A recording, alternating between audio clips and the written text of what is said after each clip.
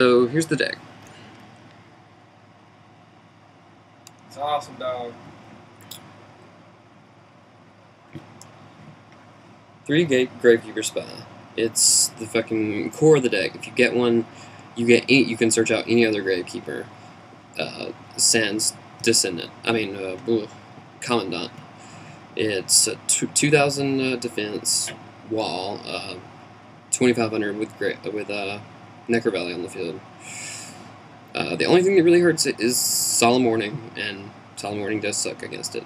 But combos with this brings out, if you have Descendant in your hand, bring out Recruiter. Recruiter's usually the best option because it provides more options for use in case they have an out to it. And yeah, so it's fabulous, you know. Run 3. Then we've got 3 Recruiter.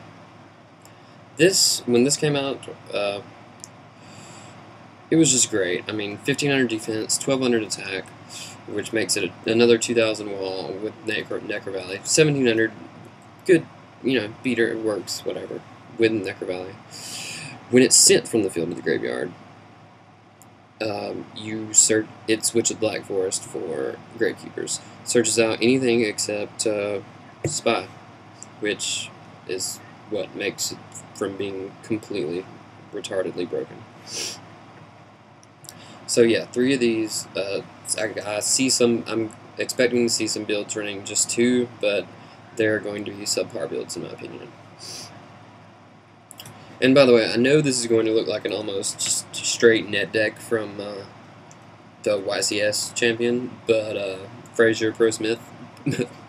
But you know, there's a reason all his card choices were made for great purposes, and it like all the card choices are seriously thought through, and like I can't think of any better slots to put in to put cards for. Okay, so on with monsters. 3 Descendant. This thing's a beast. I mean, mainly you're going to go for, you tribute another Gravekeeper except for himself to destroy a card your opponent controls. This is just amazing. He's the opposite attack and defense of Recruiter. 1,500 attack, 1,200 defense. He's your Dark Armed Dragon for Gravekeepers, and you can bring him out with Spy. Automatically sets you up for 1 tribute to get rid of a card. Then you can summon Recruiter, what have you from your hand for more destruction. I mean, it sucks you have to waste a Book of Moon to get rid of Stardust, but you know, you do what you have to. So yeah, 3. This combined with Recruiter is one of the things that made the deck viable for competitive play. So yeah, 3 Descendants. Then we got 3 Commandants. That's a King of Skull Servants, but it's a proxy Commandant. This is your our field searcher. You pitch it to search out Necrovalley. This is great because Recruiter grabs it from the deck to the hand, which is an automatic Necrovalley should you need it. And then you get, basically, you want to open up, the best scenario is open up Necrovalley. Next best, open up with Commandant. Next best, open up with Recruiter, who gets Commandant. And next is Spy, who gets Recruiter, who gets Commandant, who gets Necrovalley. It's kind of a chain, but basically you always want to have you're always going to have a way to get Necrovalley eventually, unless Thunder King comes into the equation, which is when you cry and hope you can kill it.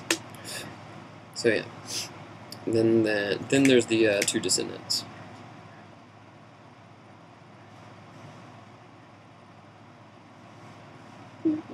Yeah, I mean, Assailants. They, when Necrovalley's on the field, when it declares an attack, you can change position of a face-up monster your opponent controls. So, yeah, and he's 15/15. So with Necrovalley, he's 2,000, 2,000. Even if they Book a Moon him, they're gonna have a hard time getting over him. He doesn't have any face-up continuous effects, so you know they're not gonna have much of a reason to Book a Moon aside from trying to kill it. Which still is going to suck for them. So yeah, 2 Assailants because you don't want them to be lingering around in the hand. They're good for getting over monsters like fucking Caius. I mean, tons of stuff has low defense with high attack. Anyway, so 2 of those because it's easily searchable via Recruiter.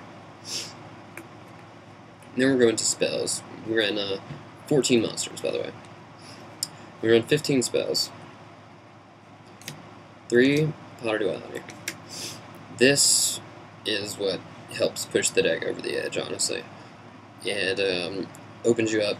You get to see the next 3 cards in line, which, if you playing against a deck you know Royal Tribute will wreck against, and you already have Necrovalley, or you're just missing one of the pieces, you're vice versa, you're missing Royal Tribute, and you manage to pick it up with Potter Duality, it can be the difference between a game-breaking play or not, Anyway, the deck doesn't special summon at all, aside from you flipping your own spy, which is going to happen combined with Potter Duality, like, not hardly at all.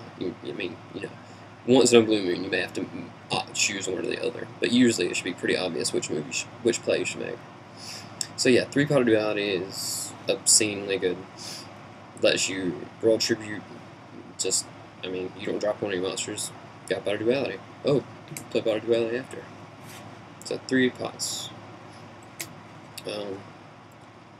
3 proxied Royal Tributes. They're at my house, which I'm not currently around. 4.5 hours away. Anyway, Royal Tribute in the meta is wrecking. Honestly, it's not going to be as brutal all the time as it was at the YCS, because everyone and their mama was running plants and quick draw. So yeah, like, I played an Inferno deck, I ended up siding all 3 of these out, for example. Against Blackwings, it helps if you think they've got Collude. It helps get rid of their beaters, which, if they can't draw into one, they seem to have a bit of a problem with, So yeah, Royal Tribute, you can only play it with Necrovalley on the field. It is really, really nice. And with all the ways you can get Necrovalley, why not run 3, especially main? You can always side them out if they aren't effective against the deck you're playing. 3 Book of Moon. What can I say? Reuse Spy, stop an opponent's synchro attack. Flip Thunder King face down so you can get Necrovalley on the field. Put Stardust face down so you can send in it. It's really... there are a lot of things I could say about it, and they're all good. But, most decks in this format are maining 3 Book of Moons. It's just that... It's that card. Trap Stun? Nope. Royal Decree? Nope. I got Book of Moon. 3. 2 Necrovalley. You might ask why not 3 Necrovalley. I've been debating on 3 Necrovalley. As of right now, 2 is fine. Sometimes I find myself siding into a 3rd if the deck calls for it, like High Destruction, like Blackwings. Or if I know people are if I figure people are siding into MSTs, like if Necrovalley hurts them that much, they're going to need to side into MSTs, then I'll side into a 3rd one. So 2 Necrovalleys, 3 is 3 is viable. You just don't want to end up with dead cards in your hand, and as of right now, there's not many dead cards in this deck that are just going to be dead. 2 Gravekeeper Stele. Again, a card you might ask why not run 3. But because sometimes it's dead. And limiting it to 2 really helps with the dead factor. And, you really... 3 is just kind of win more. And sometimes it can be a bit debilitating. Such as if you don't have 2 targets. So, 2 of these, I don't really know where a deck that I would side into my 3rd one, honestly. Dark Hole, it's that nigga.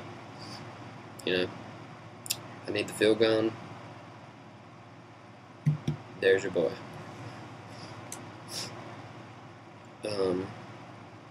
Allure of Darkness helps. If you're rushing to get that Royal Tribute play off, can help finish you up to getting Royal Tribute or Necrovalley, whichever you're missing. Anyway, just, the one draw card of the deck. Well, aside from Duality, which is all you need in my opinion. So that was 15 spells on the traps. 2 Solemn Warning.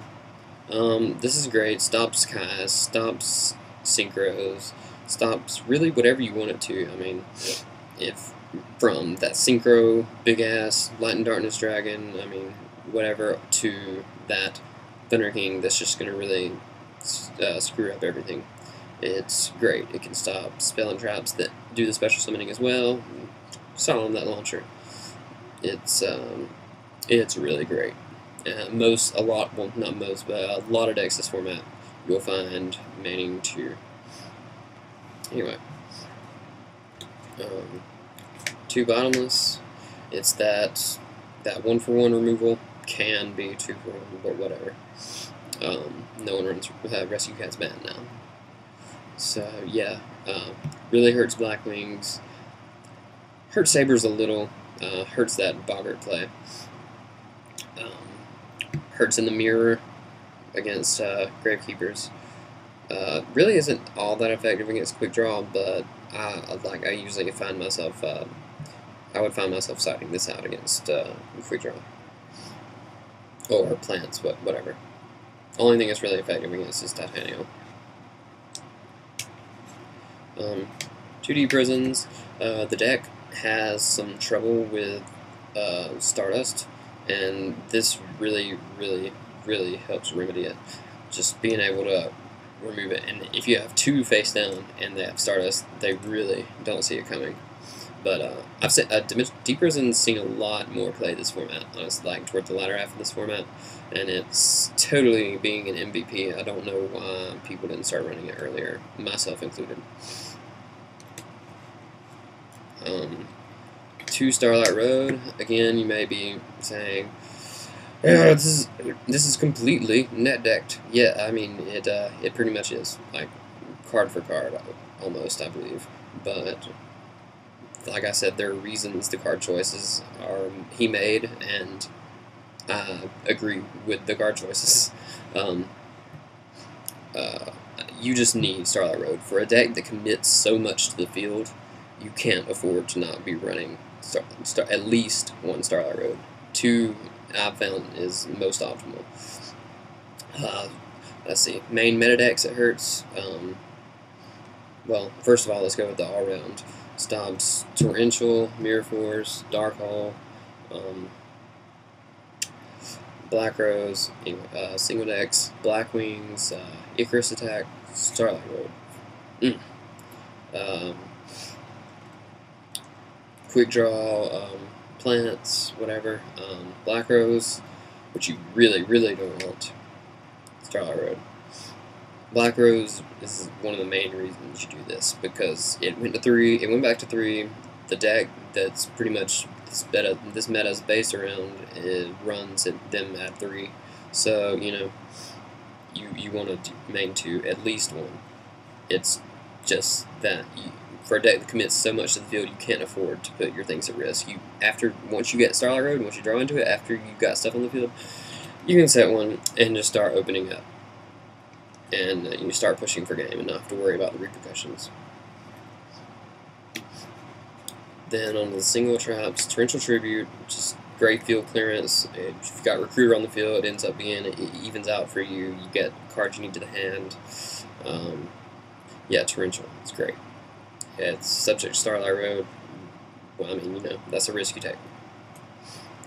Mirror Force, great removal that doesn't require a summon. Who doesn't love Mirror Force? Fucks Blackwings up. Quick Draw Plants, not so much, but it's still effective. Gets rid of that Titanium and what have you. And the Lone Compulsory. This really helps with synchros, namely Stardust, or just monsters that you didn't have one of your Bottomless, Solemn, Torrential face down before, and you need them to have to summon again. Compulsory. especially that pesky Thunder King, you need to get off your Commandant search for Necrovalley. This is your boy, like.